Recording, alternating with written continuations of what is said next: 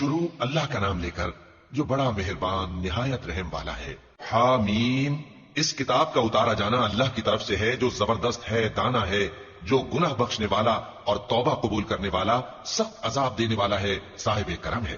اس کے سوا کوئی معبود نہیں، اسی کی طرف لوٹ کر جانا ہے۔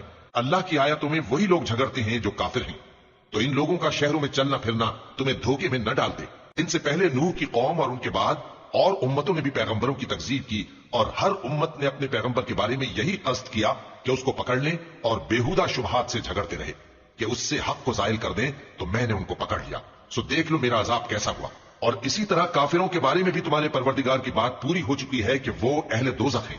جو لوگ عرش کو اٹھائے ہوئے اور جو اس کے گردا گرد حلقہ باندھے ہوئے ہیں یعنی فرشتے، وہ اپنے پروردگار کی تعریف کے ساتھ تسبیح کرتے رہتے ہیں اور اس پر ایمان رکھتے ہیں، اور مومنوں کے لیے بخشش مانگتے رہتے ہیں کہ اے ہمارے پروردگار، تیری رحمت اور تیرا علم ہر چیز کو سموئے ہوئے ہے، تو جن لوگوں نے توبہ کی اور تیرے رستے پر چلے ان کو بخش دے اور دوزخ کے عذاب سے بچا لے۔ اے ہمارے پروردگار، ان کو ہمیشہ رہنے کی بہشتوں میں داخل کر جن کا تو نے ان سے وعدہ کیا ہے، اور جو جو ان کے باپ دادوں اور ان کی بیویوں اور ان کی اولاد میں سے نیک ہوں ان کو بھی، بے شک تو غالب ہے، حکمت والا ہے۔ اور ان کو بری حالتوں سے بچائے رکھیو، اور جس کو تو اس روز بری حالتوں سے بچا لے گا تو نے بے شک اس پر مہربانی فرمائی، اور یہی بڑی کامیابی ہے۔ جن لوگوں نے کفر کیا ان سے پکار کر کہہ دیا جائے گا کہ جب تم دنیا میں ایمان کی طرف بلائے جاتے تھے اور مانتے نہیں تھے تو اللہ اس سے کہیں زیادہ بیزار ہوتا تھا جس قدر تم اپنے آپ سے بیزار ہو رہے ہو۔ وہ کہیں گے کہ اے ہمارے پروردگار، تو نے ہم کو 2 دفعہ بے جان کیا اور 2 دفعہ جان بخشی، ہم کو اپنے گناہوں کا اقرار ہے، تو کیا نکلنے کی کوئی سبیل ہے؟ یہ اس لیے کہ جب تنہا اللہ کو پکارا جاتا تھا تو تم انکار کر دیتے تھے، اور اگر اس کے ساتھ شریک مقرر کیا جاتا تھا تو مان لیتے تھے۔ سو حکم تو اللہ ہی کا ہے جو بلند و بالا ہے، بڑا ہے۔ وہی تو ہے جو تم کو اپنی نشانیاں دکھاتا ہے اور تم پر آسمان سے رزق اتارتا ہے، اور نصیحت تو وہی حاصل کرتا ہے جو اس کی طرف رجوع کرتا ہے۔ تو اللہ کی عبادت کو خالص کر کے اسی کو پکارو، اگرچہ کافر برا ہی مانے۔ وہ مالک درجات عالی اور صاحب عرش ہے، اپنے بندوں میں سے جس کو چاہتا ہے اپنے حکم سے وہی بھیجتا ہے تاکہ ملاقات کے دن سے ڈرائے۔ جس روز وہ نکل پڑیں گے ان کی کوئی چیز اللہ سے مخفی نہ رہے گی۔ سوال ہوگا آج کس کی حکومت ہے؟ جواب ملے گا اللہ کی، جو اکیلا ہے، بڑا زبردست ہے۔ آج کے دن ہر شخص کو اس کے اعمال کا بدلہ دیا جائے گا، آج کسی کے حق میں بے انصافی نہیں ہوگی۔ بے شک اللہ جلد حساب لینے والا ہے۔ اور ان کو قریب آنے والے دن سے ڈراؤ جبکہ دل غم سے بھر کر گلوں تک آ رہے ہوں گے۔ ظالموں کا کوئی دوست نہیں ہوگا اور نہ کوئی سفارشی جس کی بات قبول کی جائے۔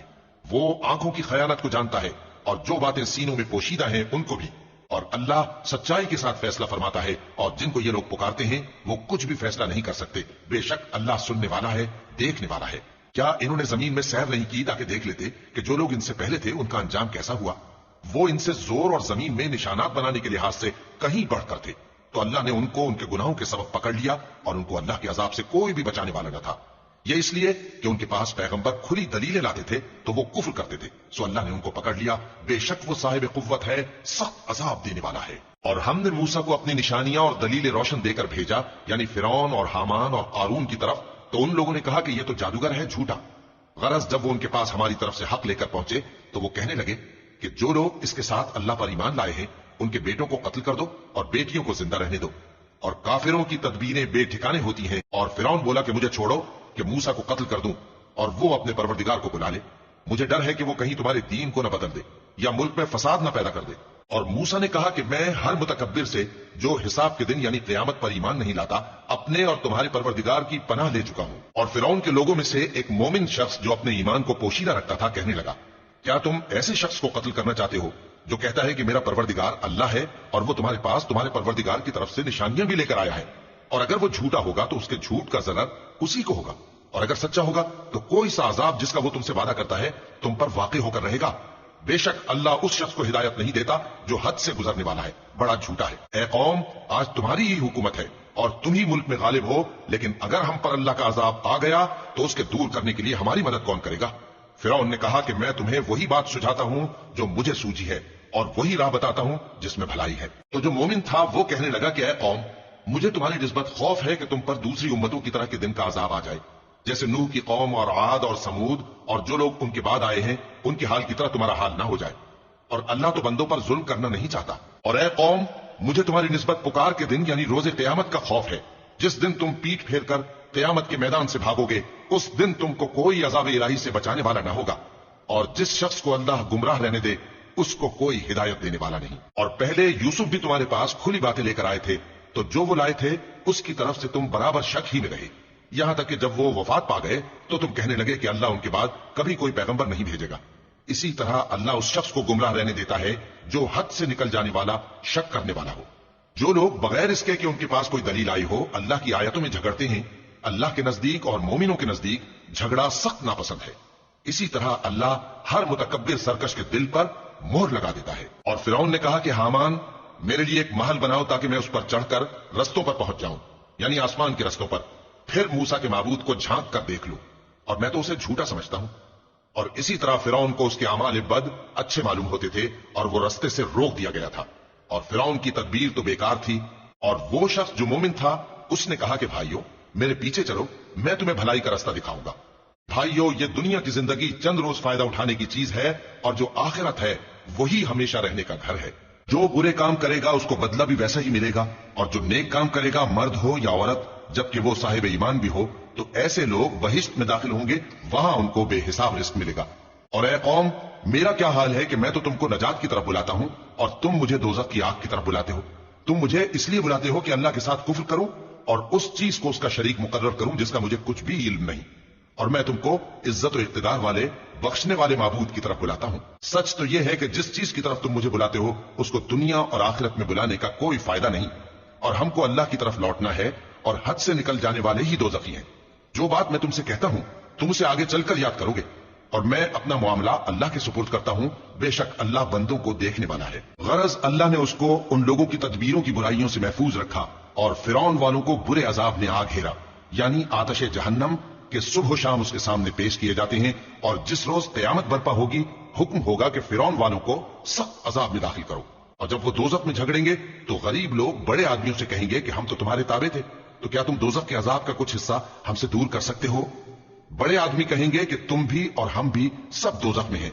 अल्लाह बंदों में फैसला कर चुका है। और जो लोग आग में जल रहे होंगे वो दोज़ख के दारोगों से कहेंगे कि अपने परवरदिगार से पुकार कर कहो कि वो एक रोज तो हमसे थोड़ा सा अजाब हल्का कर दे। वो कहेंगे कि क्या तुम्हारे पास तुम्हारे पैगंबर निशानियां लेकर नहीं आए थे?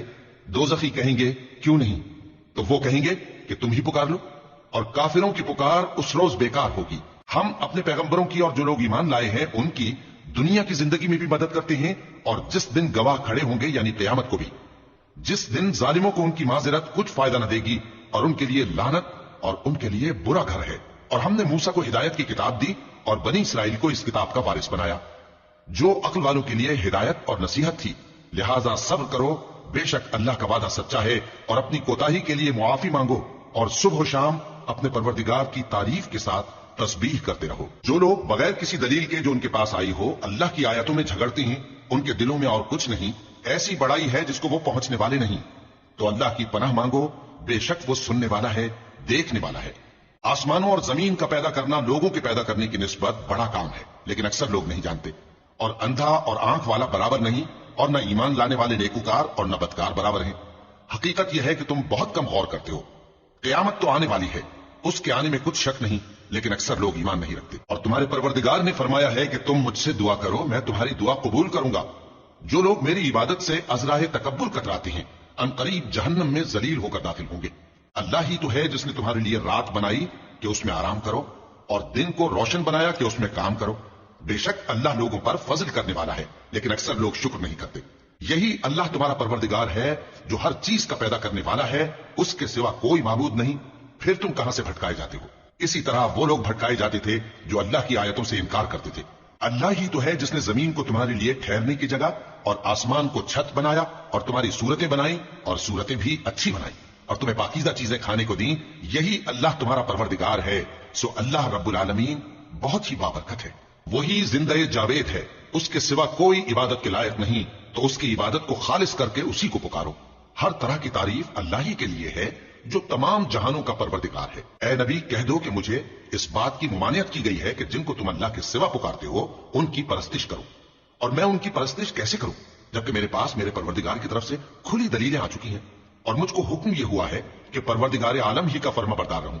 वही तो है जिसने तुमको पहले मिट्टी से पैदा किया, फिर नुतफा बनाकर, फिर लोथड़ा बनाकर, پھر تم کو بچہ بنا کر نکالتا ہے، پھر تم اپنی جوانی کو پہنچتے ہو، پھر بوڑھے ہو جاتے ہو، اور کوئی تم میں سے پہلے ہی مر جاتا ہے، اور آخر تم موت کے وقت مقرر تک پہنچ جاتے ہو، اور تاکہ تم سمجھو وہی تو ہے جو زندگی اور موت دیتا ہے۔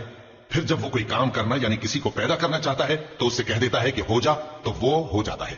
کیا تم نے ان لوگوں کو نہیں دیکھا جو اللہ کی آیتوں میں جھگڑتے ہیں؟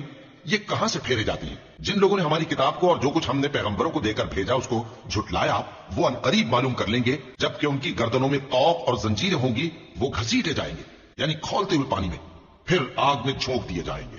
پھر ان سے کہا جائے گا کہ وہ کہاں ہیں جن کو تم اللہ کے شریک بناتے تھے یعنی غیر اللہ؟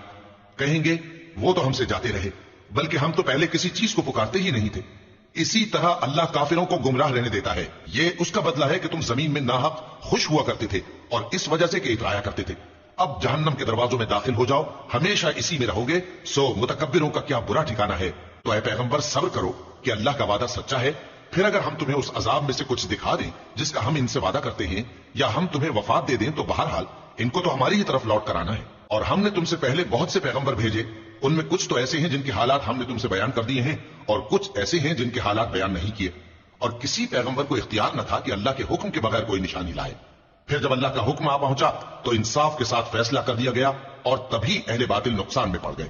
اللہ ہی تو ہے جس نے تمہارے لیے چوپائے بنائے تاکہ ان میں سے بعض پر تم سوار ہو اور بعض کو تم کھاتے ہو، اور تمہارے لیے ان میں اور بھی فائدے ہیں، اور اس لیے بھی کہ اگر کہیں جانے کی تمہارے دلوں میں خواہش ہو تو ان پر چڑھ کر وہاں پہنچ جاؤ، اور ان پر اور کشتیوں پر تم سوار ہوتے ہو، اور وہ تمہیں اپنی نشانیاں دکھاتا رہتا ہے، سو تم اللہ کی کن کن نشانیوں کو نہ مانو گے؟ کیا ان لوگوں نے زمین میں سیر نہیں کی تاکہ دیکھتے کہ جو لوگ ان سے پہلے تھے ان کا انجام کیسا ہوا؟ حالانکہ وہ ان سے کہیں زیادہ اور طاقتور اور زمین میں نشانات بنانے کے اعتبار سے بہت بڑھ کر تھے، تو جو کچھ وہ کرتے تھے وہ ان کے کچھ کام نہ آیا۔ اور جب ان کے پیغمبر ان کے پاس کھلی نشانیاں لے کر آئے تو جو علم اپنے خیال میں ان کے پاس تھا اس پر اترانے لگے، اور جس چیز سے تمسخر کیا کرتے تھے اس نے ان کو آ گھیرا۔ پھر جب انہوں نے ہمارا عذاب دیکھ لیا تو کہنے لگے کہ ہم ایک اللہ پر ایمان لائے، اور جس چیز کو ہم اس کا شریک بناتے تھے اس سے منکر ہو گئے۔ پھر جب وہ ہمارا عذاب دیکھ چکے اس وقت ان کے ایمان نے ان کو کچھ بھی فائدہ نہ دیا۔ یہ اللہ کی عادت ہے جو اس کے بندوں کے بارے میں چلی آتی ہے، اور وہاں کافر گھاٹے میں رہ گئے۔